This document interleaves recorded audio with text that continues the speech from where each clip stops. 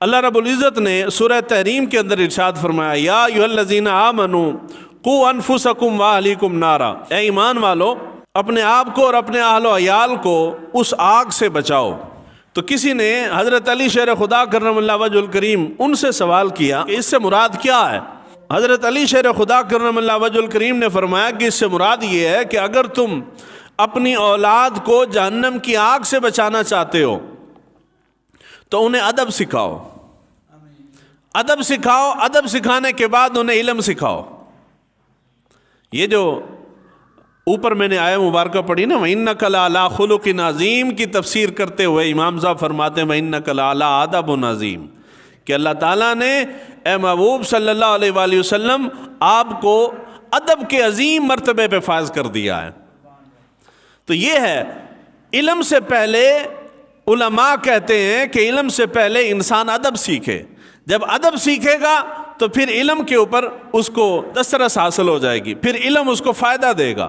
حضرت عمر فاروق رضی اللہ تعالیٰ عنہ فرماتے ہیں کہ اولاد کو پہلے ادب سکھاؤ، ادب سکھانے کے بعد پھر انہیں علم سکھاؤ۔ یعنی فرماتے یہ ہیں کہ اولاد کو پہلے ادب کی بھٹی کے اندر پکا پکا کے کندن بنا دو، جب وہ ادب کی بھٹی میں کندن بن جائیں گے اس کے بعد انہیں علم کے راستے پہ لگا دو، کہ ادب سیکھنے کے بعد علم فائدہ دیتا ہے، اور بنا ادب کے علم جو ہے انسان کو گمراہ کر دیتا ہے۔ امام عبد الرحمن القاسم ہے، آپ فرماتے ہیں کہ میں امام مالک رحمۃ اللہ تعالی علیہ ان کی سنگت میں، ان کی صحبت میں 20 سال تک میں امام مالک کے ساتھ رہا ہوں، ان کی صحبت میں رہا ہوں 20 سال تک۔ ان 20 سالوں میں کہتے ہیں 18 سال تک میں نے صرف امام مالک سے ادب سیکھا ہے، 18 سال ادب سیکھا ہے، اور 2 سال میں نے علم حاصل کیا ہے۔ جب مجھے شعور آیا ہے، عقل پختہ ہوئی ہے، تب مجھے جا کے احساس ہوا کہ اے عبد الرحمن، اگر وہ جو 18 سال تو نے ادب سیکھا ہے، 2 سال تو نے علم سیکھا ہے، اگر وہ 2 سال بھی اسی ادب کے اوپر لگا لیتے تو علم سے زیادہ تجھے ادب فائدہ دیتا۔ ادب کو آٹے کی طرح رکھو اور علم کو جو ہے وہ نمک کی طرح رکھو۔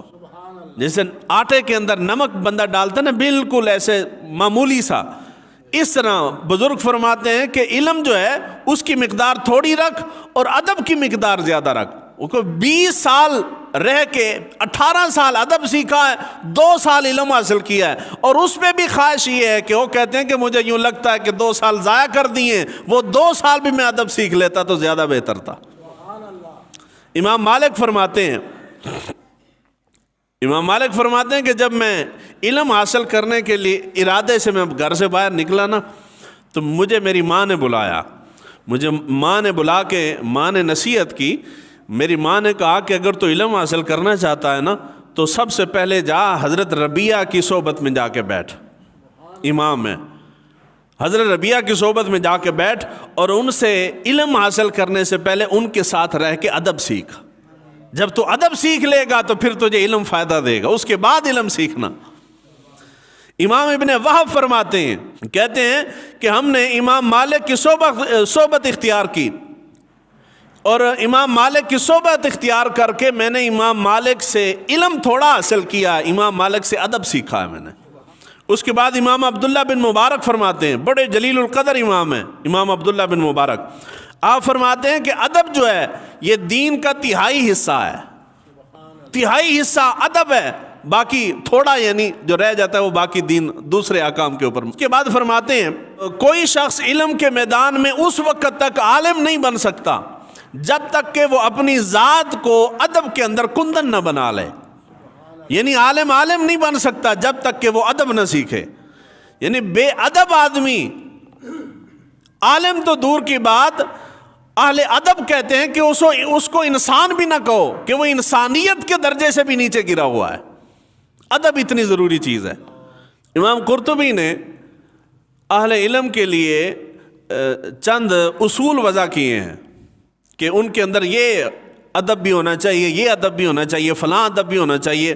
ان خصلتوں میں سے صرف ایک میں کوٹ کر رہا ہوں۔ امام قرطبی فرماتے ہیں کہ معلم وہ کامیاب ہے جو زیادہ ہنستا نہ ہو، مسکراتا نہ ہو، اور وہ فضول لایانی گفتگو میں بھی نہ پڑتا ہو، یعنی اس سے بھی پرہیز کرے۔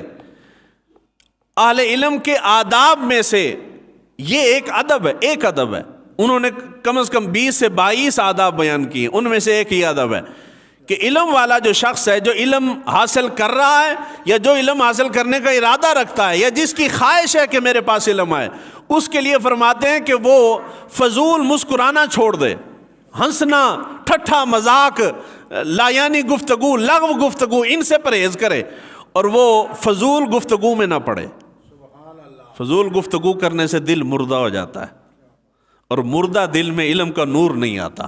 ہمارے اس دور میں علم بہت زیادہ ہے، ادب کوئی نہیں رہا، اور اس ادب کے نہ ہونے کی ایک جو ہے نا وہ خرابی یہ پیدا ہوئی ہے کہ اہل علم بیٹھ گئے ہیں، وہ ہر چیز پہ بول رہے ہیں، ہر مسئلے پہ بول رہے ہیں، ہر پہلو پہ بول رہے ہیں۔ اگر وہ بات بیان کرنے والی ہے وہ بھی بیان کر رہے ہیں، جو معاملہ چھیڑنے والا نہیں وہ بھی بیان کر رہے ہیں۔ مارچ شروع ہو گیا ہے، اس مارچ کے اندر ایک فضول قسم کا ہنگامہ کھڑا ہوتا ہے پاکستان کے اندر۔ چند دھتکاری ہوئی عورتیں جو ہیں وہ باہر نکلتی ہیں یہ عورت مارچ کے نام پہ، اور دنیا جہان کے سوشل میڈیا والے بیٹھ جاتے ہیں اس کے اوپر، یہ دیکھیں جی رب کے عذاب کو دعوت دے رہے ہیں، یہ فلاں کر رہے ہیں، یہ فلاں کر رہے ہیں، جو کچھ بھی لمبی لمبی تقریریں جاڑیں گے، پھر علماء نے ان کے اوپر لان تان کرنی ہے، پھر وہ تقریریں کریں گے اور ایک ہنگامہ کھڑا ہو جائے گا۔ پورے مارچ میں آپ کو یوں لگے گا کہ اس سے ہٹ کے اور پاکستان کے اندر معاملہ ہی کوئی نہیں ہے، یعنی اتنا ایک کہرام مچا دیں گے۔ اصل معاملہ کیا ہے؟ اصل معاملہ یہ ہے کہ جوں لوگ دین سے دور ہو رہے ہیں، لوگ شہرت چاہتے ہیں۔ لوگ کیا چاہتے ہیں جی؟ لوگ مشہور ہونا چاہتے ہیں، لوگ پاپولر ہونا چاہتے ہیں۔ پاپولر ہونے کے دو ہی طریقے ہیں، یا تو آپ اتنا عظیم کام، عظیم کارنامہ سر انجام دے دیں کہ ہر بندے کی زبان پہ واہ واہ آ جائے اور ساری دنیا کو پتہ چلے کہ جی اس نے بڑی عجیب تخلیق کی ہے، بڑا عظیم کارنامہ سر انجام دیا ہے۔ اگر آپ کوئی اچھا کام نہیں کر سکتے تو آپ اتنا برا کام کر دیں کہ آپ متنازع ہو جائیں، لوگوں کا رد عمل آئے گا، رد عمل سے بھی انسان مشہور ہو جاتا ہے۔ اب یہ جتنے لوگ اس طرح کی اوٹ پٹانگ حرکتیں کرتے ہیں وہ رد عمل لینے کے لیے کرتے ہیں کہ جی آپ رد عمل دیں گے، اسی رد عمل سے ہی وہ پاپولر ہو جائیں گے۔ اور کتنے پاکستان کے اتنے فتنے، ایسے فتنے ہیں کہ جن کو اگر رد عمل نہ دیا جاتا تو وہ اپنی موت آپ مر جاتے، لیکن لوگوں کو وہ وہی بات آ گئی کہ ان کے پاس علم تو ہے مگر ادب کی سوجھ بوجھ نہیں ہے کہ کہاں بولنا ہے اور کہاں خاموش ہو جانا ہے، ہر جگہ بولنا اہل علم کا شیوا نہیں ہے۔ تو اگر آپ چاہتے ہیں کہ جس فتنے کو ختم کرنا چاہتے ہیں اس فتنے کو نظر انداز کر دیں، یہ سب سے بہترین طریقہ ہے۔ کسی نے گستاخی کر دی ہے تو پوسٹ بنا کے شیئر کر دیں گے، جی اس کو دھڑا دھڑ شیئر کر دیں، جی فلاں نے گستاخی کر دی، اور گستاخی کی ہے تو شیئر کیوں کر رہے ہو؟ گستاخی کا آسان حل ہے کہ اس کو نظر انداز کر دو۔ کیا کرو جی؟